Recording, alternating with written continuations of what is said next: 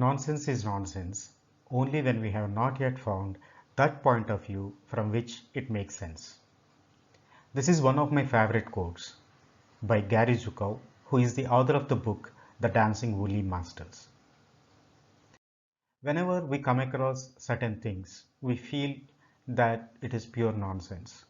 Same is my feeling when I have come across the book titled What Your Doctor Doesn't Know About Nutritional Medicine May Be Killing You by Dr. Reddy Strand. We all know that doctors are lifesavers. They'll not be killing you, they never try to kill you. It looks counterintuitive at first, and I was a bit skeptical when I first read this book almost 15 years back. But my opinion about this book and about nutritional medicine changed since then, and I could see from the point of view from which it makes more sense. Welcome to Book Your Health episode by Dr. Suresh Kumar. I am a medical doctor, but I've been practicing nutrition for 15 years, and I'm a life coach, entrepreneur, I'm a public speaker, and I train dietitians and corporates, and also I'm a barefoot runner. In this episode, we'll be discussing the book by Dr. Reddy Strand. So what is the book is all about? As the title itself says, this book is all about nutritional medicine. How nutritional medicine can in fact manage lifestyle diseases like heart disease, cancers, autoimmune disorders, even obesity, diabetes, and arthritis, rheumatoid arthritis, all of them.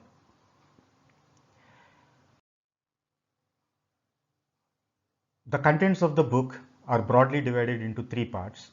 Part one is there are three lessons or three lessons in that. His conversion and about the current medical system and the genesis of illness.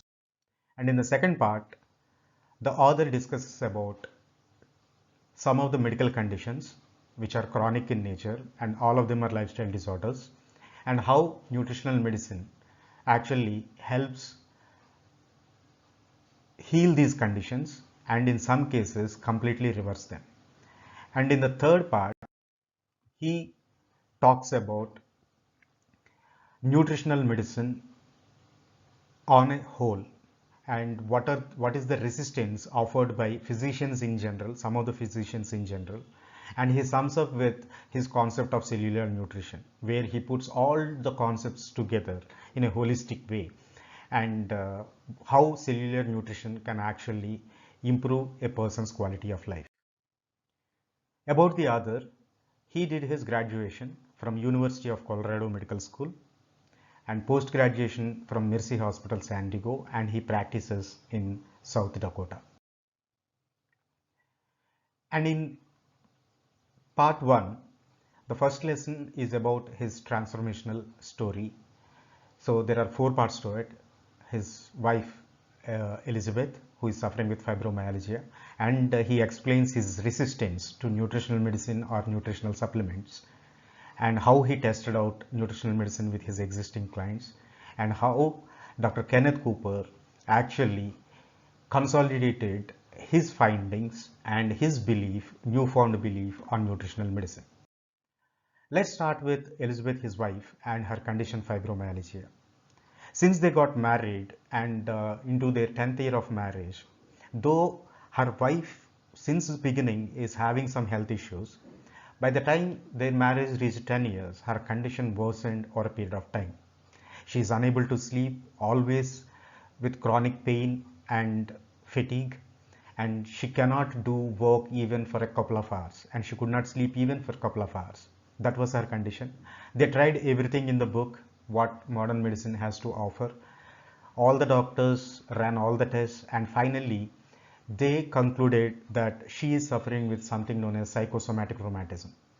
And one fine day she ended up having lobar pneumonia, where one lobe of her lung completely collapsed.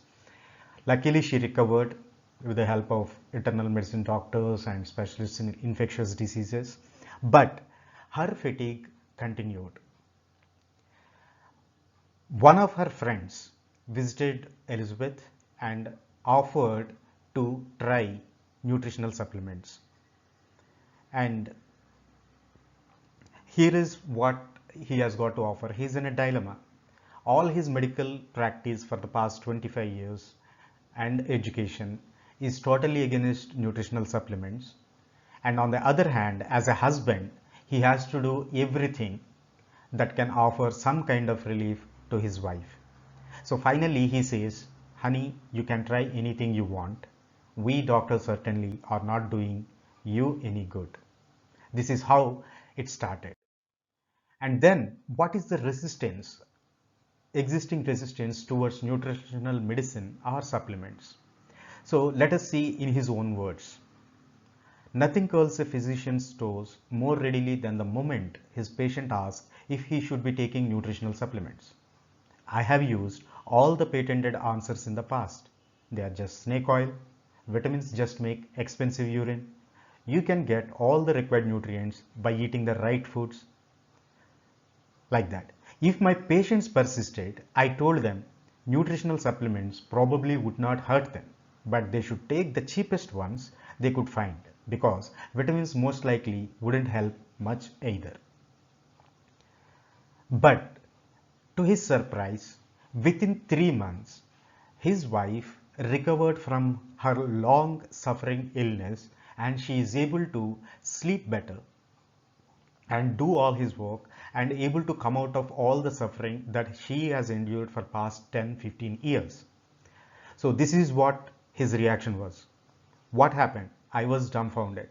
If I had not been an eyewitness to this transformation, I would have never believed it. This is the moment of truth for him. And being the scientist or the science student or a medical doctor he is, he wanted to test this newfound knowledge. So he called up some of his patients, existing patients, who are severe cases of fibromyalgia. This is what he says in his book. One of these women's cases was particularly severe. She had sought answers at the Mayo Clinic and 2 different pain clinics. But because there really is no effective medical treatment for fibromyalgia, she found no consistent relief. A year earlier, pain had so beaten her down that she had attempted suicide. Now, after taking these vitamins, she called and left a message on my home answering machine. Obviously in tears and struggling to speak, she said, Dr. Strand, thank you for giving my life back to me. And as it happens, a few weeks later, after this experience, Dr. Strand happens to go to a bookstore where he finds a book written by Dr. Kenneth Cooper, which is called Antioxidant Revolution. Dr. Cooper talks about something known as oxidative stress and the importance of nutritional supplementation. This is how the author actually jumped or moved into nutritional medicine practice. What he says about nutritional medicine is in this book is all evidence-based. He didn't go through any alternative studies or any other not so reputed journals, but to my amazement, my personal amazement, he went through close to 1300 research papers. So let's hear what he says in his own words. Because I know it is the most effective evidence available, I present only clinical trial study results in this book. Most of the medical studies I offer here are not from abstract or alternative journals. Instead, I have painstakingly researched mainstream, credible medical journals that the medical community greatly respects, such as the New England Journal of Medicine, Journal of the American Medical Association, British Lancet, and many others. So, whatever that he presents in his book is completely evidence-based new medicine or nutritional medicine. The second lesson of the part 1, he talks about the current healthcare status, that is living too short and dying too long. So where he discusses the difference between conventional preventive medicine versus true prevention. This part in the book I liked a lot. So in today's world, if you talk about prevention, most of us, we go for our annual medicals or medical checkups and we buy health insurance. But the fact that getting these two things done is no guarantee that you will not get the disease in future. So you are doing a snapshot of your current health status. You are doing nothing to actually prevent. So what he says is nutritional medicine is the true prevention. According to him, true prevention has got three components. One is good diet, second is moderate amount of exercise and regular exercise, and finally nutritional supplements as and when needed. And another important thing that I liked more in this book is giving patients a choice. So for any lifestyle disease, the first line of treatment is lifestyle changes and nutritional medicine, or medical nutrition therapy is what it is commonly known as. But most of the practitioners, they jump these two things and they directly go to pharmacotherapy, prescribing drugs. But in his book, Dr. Strand clearly states that he wanted to give his patients a choice whether to straight away go to medication or try something so that they never have to take medicine again. To his surprise, and which is very obvious, no patient wants to go for medication straight away. If it is properly designed, many of the medications can be cut down or totally they can reverse their condition with the three principles of good dieting and moderate exercise and right kind of nutritional supplements. He is giving, I mean, he is talking about giving that particular choice to the patients to manage their health condition, wherein this is how he democratized the healthcare. And in part 3, in lesson 3 of part 1, he talks about the genesis of illness, where the central theme of the book is oxidative stress. So here there are two players, one is free radical damage and antioxidants. The whole book is dedicated on this particular principle. Now let's spend some time understanding what exactly this oxidative stress is and what free radicals are. So these free radicals are called oxygen free radicals or reactive oxygen species. We know that oxygen is life-giving when it has got all the 8 electrons in its orbit. But certain oxygen atoms during metabolism, they acquire extra electron, which makes the oxygen atom unstable. And he explains different causes for this free radical production. Because that is not in the public domain, I cannot reveal all those things, what are the causes for free radical production in our body. So it would be nice if you can go through yourself through the book to understand how the free radicals are produced in our body in excess.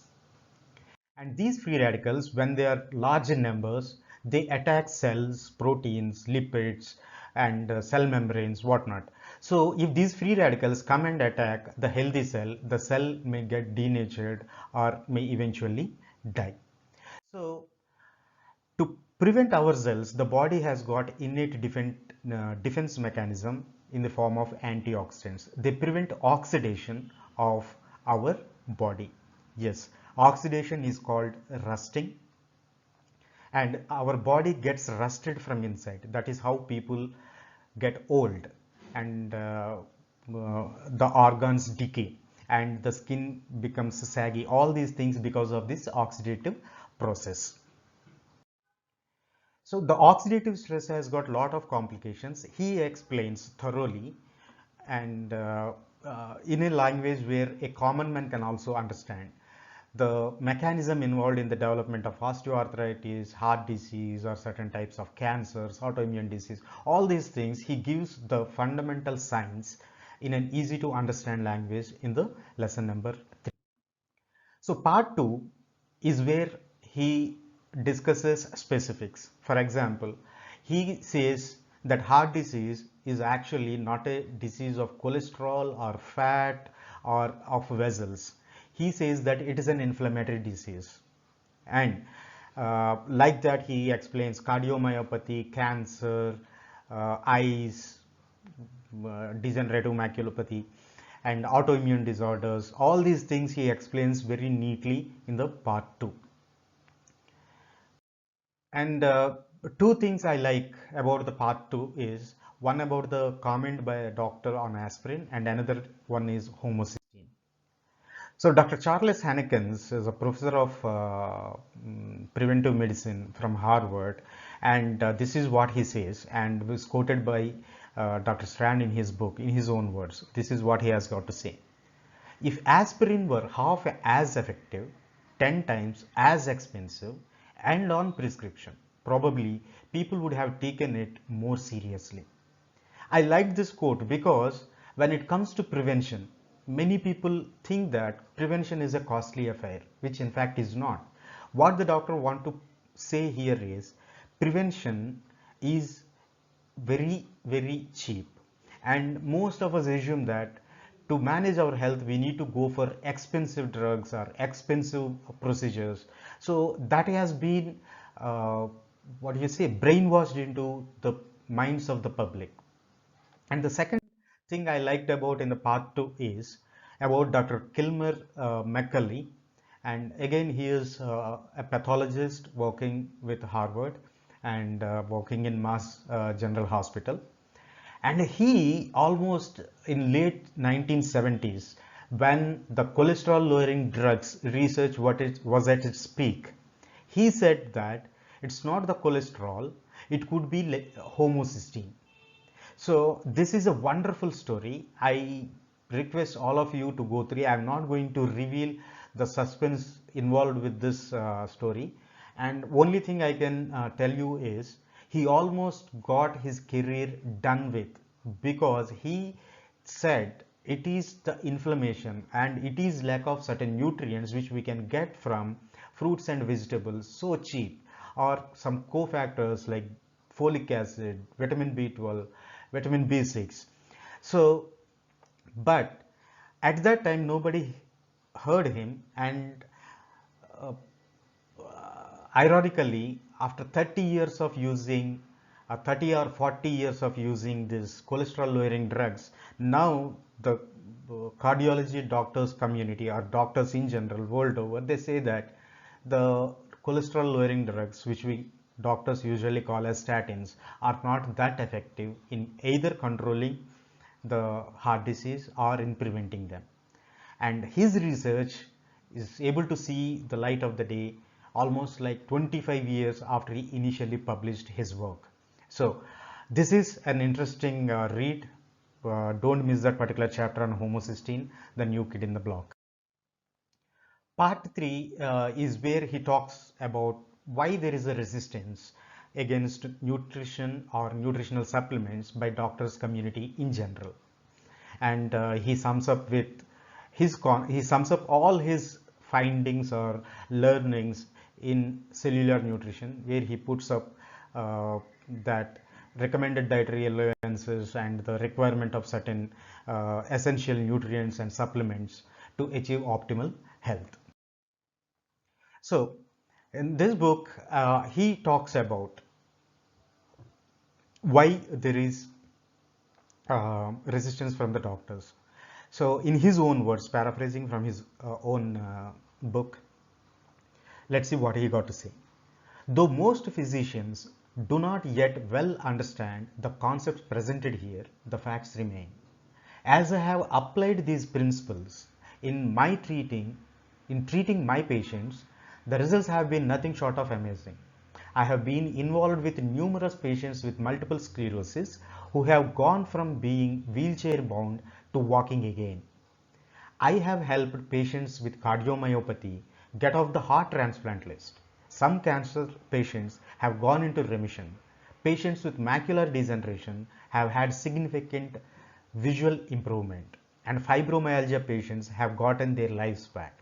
Nutritional medicine is common sense, mainstream, and true preventive medicine. This is how he sums up his book.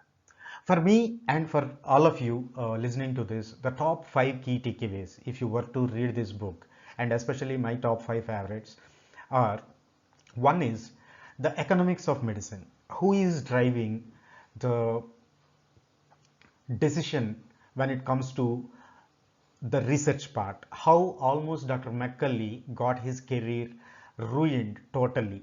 So the big pharma, and he tried to insinuate the big pharma politics into that, but that is his personal opinion. You may not agree with him completely, and some of the conspiracy theories, but the fact remains. So it is the economics of medicine that is deciding the healthcare, is one of the key takeaways that I found in this book. And another important thing is giving patient a choice, which we discussed already, democratizing healthcare and making patient a part in giving them options. And another thing about medicine, preventive medicine, what we are doing right now is sick care, and it is not health care. Whatever you do to improve your health is called health care. Only when you get sick, then what you do is sick care or medical care. And nutritional medicine as a specialty, it needs to be acknowledged and practiced by mainstream medical practice. And tubular vision, or a tubular approach to research and exploration. So most of the scientific research now has become unfortunately exploitative. I'm saying most of the research, not all of it, but most of the research is exploitative in nature rather than exploring new ways. So here, instead of focusing on things that work and exploring why did they work, right? So we are focusing and we are using age-old methods where, like, attacking disease has become our primary goal. Even in this COVID lockdown times, a nutritional medicine expert would look at what worked in the patients who recovered from the disease rather than focusing on what killed the patient. We all know the people who are dying, mostly majority of them are suffering with so many comorbidities like hypertension, diabetes, excess fat, old age, and in all those people the immunity is lowest and they are having the weakest fighting mechanism in their body and they succumb to the virus. So the research should be focusing more on what helped people, though got infected with this virus, are able to come out, and you should be researching on that. Okay, instead of just, I mean, they got lucky. You cannot say that. I mean, as of today, while doing this episode, we have close to 1.13 lakhs. I mean, 13 lakh. 1 crore 30 lakh infected patients, and out of that close to 6 lakhs people died, right? Look at the percentage over there. In India, out of 1 million, that is 10 lakh people, 26,000 plus people succumbed to this disease. But what about those 6.5 lakh people who got infected and experienced some sort of symptoms but have come out? So we should be studying more of healthcare. So sick care is important, but at the same time, nutritional medicine, the focus on nutritional medicine is equally important. And finally, my personal thing I like about this book is the bibliography he presents in this book. That is extraordinary. Most of the books, I like them because of the bibliography, because it opens more doors into further reading. So I read so many books looking into his bibliography, get to know more about nutritional medicine and preventive medicine. So thank you very much for patiently listening till the end. And if you like this, please like, share and subscribe. And I'll see you in the next episode. Have a good day. Wishing you all health and happiness.